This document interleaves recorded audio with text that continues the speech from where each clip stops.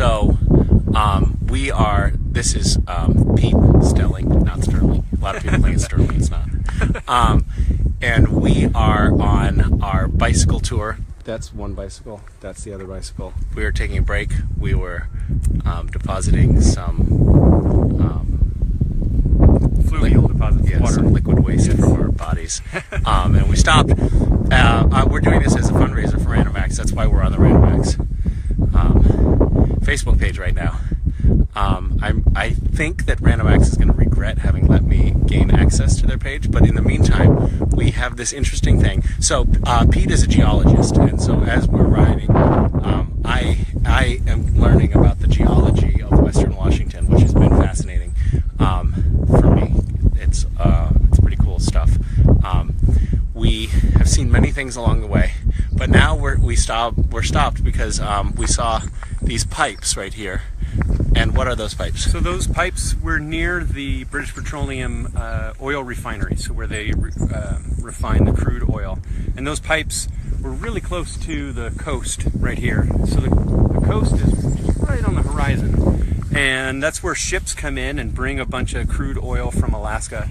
And so the oil gets brought up there, it gets piped over to the refinery where they heat it up and process it and turn it into plastics and gasoline and wax and all the other stuff that makes our society run.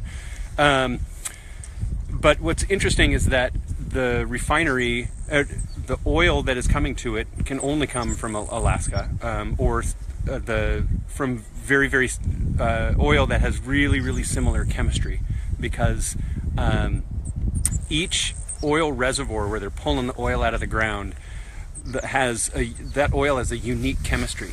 And you have to have a refinery specifically designed to process the oil from that one spot. So once the oil runs out in Alaska, this refinery is going to have to be totally overhauled to accept oil from somewhere else. So it's kind of interesting to see all of this crude oil coming through the pipes. You can't see it running through the pipes. But you can imagine it. Yeah, I can. Yeah.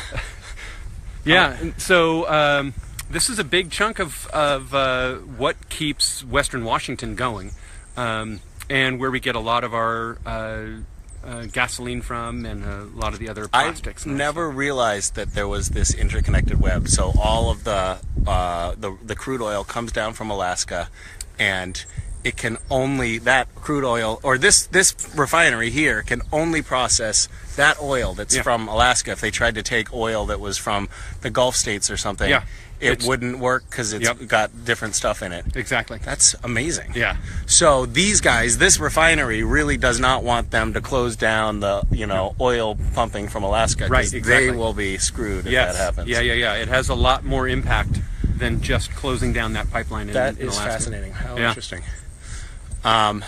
Where are we heading now? What is the next geologic feature that we're going to head out to the coast, and we're going to be riding along the edge of the bluff there, and we're going to go to Birch Bay, and then ride along the edge of Birch Bay. We'll see some cool coastal geology there, and some kind of tidal flats, and it's a really great play spot in the summertime, where you can go out and wade in the really warm water.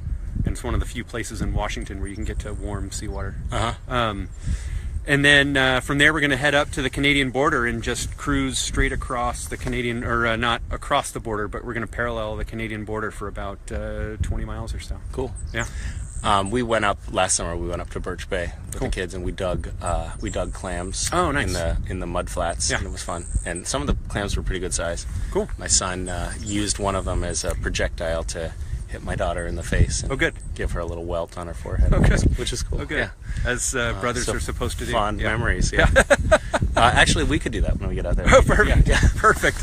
We'll just see who's the kid who gets the welt. All right. Cool. Bye. That's your little geology tour slice. Bye, guys.